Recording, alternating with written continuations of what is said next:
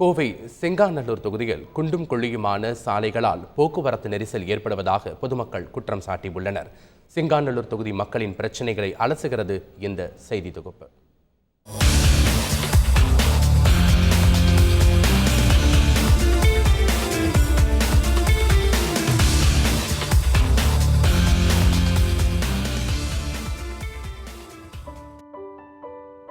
சிங்காநல்லூர் தொகுதிக்குட்பட்ட ஒண்டிப்புத்தூர் உள்ளிட்ட பல்வேறு பகுதிகளில் சாலைகள் மிக மோசமாக உள்ளதாக மக்கள் குற்றம் சாட்டியுள்ளனர். குண்டும் குழியுமான சாலைகளால் குறித்த நேரத்திற்கு எங்கும் செல்ல முடிவதில்லை என்று பொதுமக்கள் வேதனை தெரிவிக்கின்றனர்.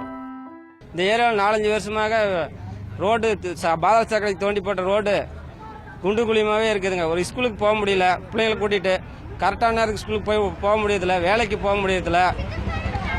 இந்த கோவை மாநகராட்சி இதை கண்டுக்கிறதே இல்லை, இந்த வார்டு கண்டுக்கிறதே இல்லைங்க. 61வது வார்டுலேருந்து பேசுகிறேங்க. இந்த வார்டில் எல்லா இடத்துலையும் இப்படியே தாங்க இருக்குது. ஒரு வேலைக்கு போகணுன்னா கரெக்டான நேரத்துக்கு மெயின் ரோடுக்கு போக முடியுது. மெயின் ரோடுக்கு இந்த ரோடு விட்டால் வேறு ரோட்டில் போக முடியாதுங்க. எல்லா இடத்துலையும் இதே மாதிரி தான் இருக்குதுங்க.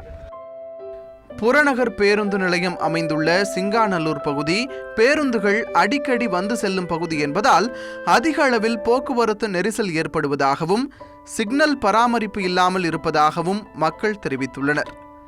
பல்வேறு பகுதிகளில் மேற்கொள்ளப்பட்டு வரும் பாதாள சாக்கடை பணிகளும் ஆமை வேகத்தில் நடைபெற்று வருவதாக மக்கள் குற்றம் சாட்டியுள்ளனர்.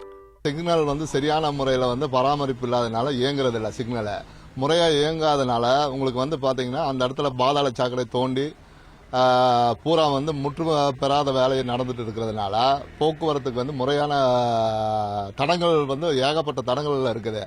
எந்தவித முன்னறிவிப்போ எதுவுமே இல்லாமல் தோண்டப்படும் போது அந்த இடத்துல டிராபிக் ஏகப்பட்ட டிராபிக் வரும்போது குழந்தைங்க காலையில் போறதுக்கு வேலைக்கு போறவங்களுக்கு இவங்களுக்கெல்லாம் ரொம்ப இடையூறாக இருக்குது.